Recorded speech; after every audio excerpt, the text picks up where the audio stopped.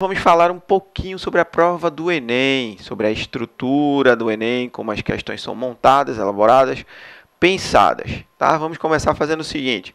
Vamos começar falando sobre contextualização. Em todas as questões da prova do Enem, haverá uma historinha do cotidiano, onde você vai ter que fazer a interpretação desse texto e ali localizar o conteúdo matemático que você irá utilizar. Tudo dependerá do objetivo da questão. Onde é que você encontra o objetivo da questão?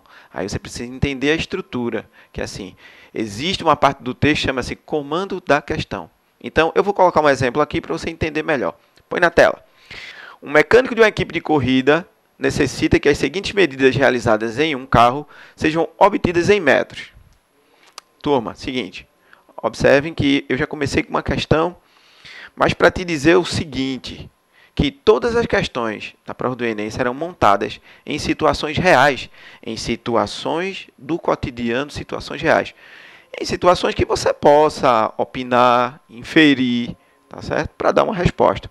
Então, nesse caso aqui, que eu acabei de fazer uma leitura, temos um mecânico da vida real, temos um carro de corrida da vida real, então essas medidas são medidas da vida real. Então, vai para o texto. Observe que você tem aqui um carrinho, onde você tem a medida entre as rodas, tem aqui, em milímetros, 2.300 milímetros. E a altura que vai lá do solo até o encosto, a altura do encosto onde o piloto está sentado. E aqui você tem uma medida B. Essa medida B aqui vale 160 centímetros. Logo mais aqui embaixo, vou colocar na tela inteira aí para você olhar, tem o comando da questão, que diz assim: ao optar pelas medidas A e B em metros, obtém-se, respectivamente, quais valores? Essa pergunta final, esse texto final, nós chamaremos de comando da questão. É aqui nesse texto onde você vai encontrar o objetivo. O objetivo da questão é o que é que a questão está ali perguntando. Vou ler de novo, nesse texto final. Ao optar pelas medidas A e B em metros, obtém-se, respectivamente, quais medidas? Tá? Então, é aqui que você vai precisar tentar, com um cuidado maior, para você responder a sua questão. Parei essas questões de duas maneiras. Uma maneira, como eu gostaria que você pensasse, e uma maneira técnica, usando, claro, os conceitos matemáticos. Primeiro, vamos resolver essa questão do jeito que eu gostaria que você pensasse. Como é um carro da vida real, como são medidas da vida real, vamos usar as alternativas como suporte. Ou seja, vamos dar uma olhada nas alternativas. Dá uma olhada aqui nas alternativas de A até E. Observe a alternativa E. A alternativa E está dizendo que a medida entre eixos são 2.300 metros e a altura do carro, 1.600 metros.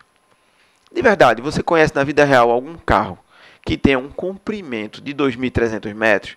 É possível isso? Não, claro que não. É uma medida muito grande para um carro.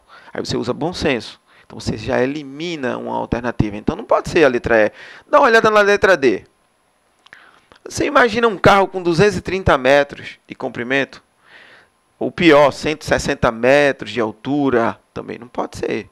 Também não poderia acontecer. Bora dar uma olhada na letra C. Um carro com 23 metros, 16 metros de altura? Também não.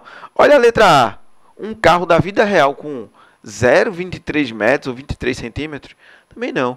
Então, usando o bom senso, usando a lógica do dia a dia, a lógica do cotidiano, você já descobre que a resposta é a letra B, sem fazer os cálculos matemáticos necessários, só usando a lógica.